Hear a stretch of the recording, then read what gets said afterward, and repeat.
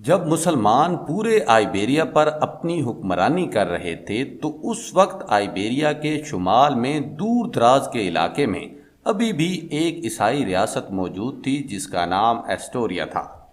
یہ رقبے کے لحاظ سے ایک چھوٹی لیکن مذہبی طور پر ایک مضبوط ریاست تھی۔ اس ریاست کے حکمران کا نام ڈان پلایو تھا۔ پورے آئیبیریا میں مسلمانوں کے خلاف بغاوت کرنے والے عیسائی اس ریاست میں اکٹھے ہوتے تھے۔ مسلمانوں نے اس ریاست کو بہت بار فتح کرنے کی کوشش کی لیکن آسٹرین ماؤنٹینز کی وجہ سے مسلمان ہر بار ناکام ہوئے۔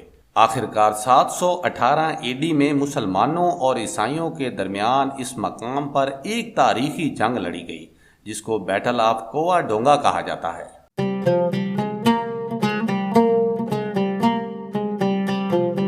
اس جنگ میں عیسائیوں کو مسلمانوں کے خلاف تاریخی فتح حاصل ہوئی اور ان کے حوصلے بہت بلند ہو گئے، جس کے بعد انہوں نے یہاں پر کنگڈم آف ایسٹوریا کے نام سے باقاعدہ طور پر ایک عیسائی ریاست کی بنیاد رکھ دی۔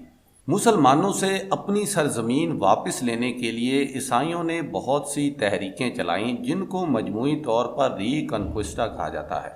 شروع کے 300 سالوں میں ان تحریکوں سے کوئی خاص فائدہ حاصل نہ ہو سکا، لیکن 11ویں صدی میں جب مسلمان اندرونی انتشار کا شکار ہوئے تو یہ تحریکیں اپنا اثر دکھانے لگیں۔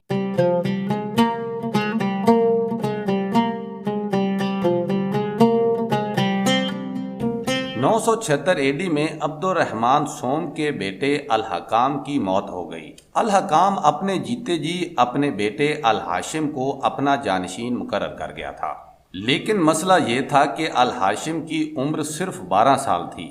ایک 12 سال کا بچہ ریاستی امور نہیں چلا سکتا تھا۔ چنانچہ شورا نے یہ فیصلہ کیا کہ امیروں کا ایک گروپ الہاشم کی قیادت میں ریاستی امور سر انجام دے گا۔ ان امیروں کے غلط فیصلوں کی وجہ سے امیہ امپائر دن بدن کمزور ہوتی جا رہی تھی، یہاں تک کہ 1009 میں ایک ایسا وقت بھی آیا جب امیروں کے ماتحت کرائے کے فوجیوں نے تنخواہ نہ ملنے پر اپنی ہی ریاست کے دارالحکومت کورڈوبا کو لوٹ لیا۔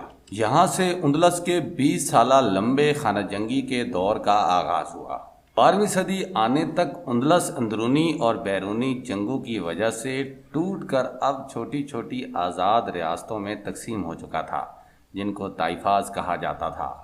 ادھر یورپ میں عیسائی اب مسلمانوں کے خلاف اکٹھے ہو رہے تھے۔ کنگڈم آف ایسٹوریا تقسیم ہو کر اب کنگڈم آف لیون اور کنگڈم آف کیسٹیا میں بدل چکا تھا۔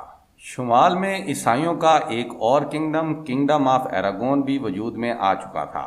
کچھ سالوں بعد ان کنگڈمز نے اکٹھے ہو کر مسلمانوں کے انڈیپینڈنٹ علاقے جن کو طائفاز کہا جاتا تھا ان پر قبضہ کرنا شروع کر دیا۔ آخرکار 1085 میں یہاں کے مسلمانوں نے افریقہ میں موجود مسلم ریاست سے مدد مانگ لی۔ افریقہ میں اس وقت مسلمانوں کی المراود امپائر موجود تھی۔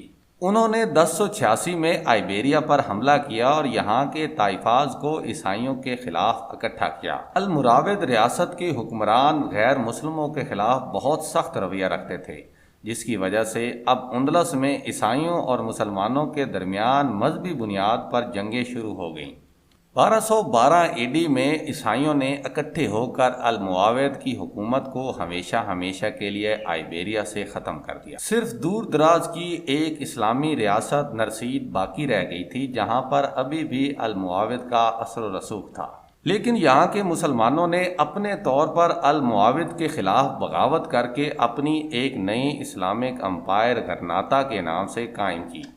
یہ لوگ امیہ خاندان کے طرز حکومت پر ریاست کے معاملات چلاتے رہے، چنانچہ یہ ریاست 200 سال تک قائم دائم رہی، لیکن 1469 میں ایک اور اہم واقعہ رونما ہو گیا۔ 1469 میں کنگڈم آف کیسٹیا کی کوئین اور کنگڈم آف ایراگون کے بادشاہ نے آپس میں شادی کر لی۔ ان دو کنگڈمز کے آپس میں اکٹھے ہونے کی وجہ سے عیسائیوں کا ایک نیا کنگڈم وجود میں آیا جس کو کنگڈم آف اسپین کہا جانے لگا۔ چنانچہ 1492 میں دنیا بھر کے عیسائی اس کنگڈم میں اکٹھے ہو گئے۔ انہوں نے مسلمانوں کی اس چھوٹی سی آخری ریاست پر حملہ کر کے مسلمانوں کی حکمرانی کو آئیبیریا سے ہمیشہ کے لیے ختم کر دیا۔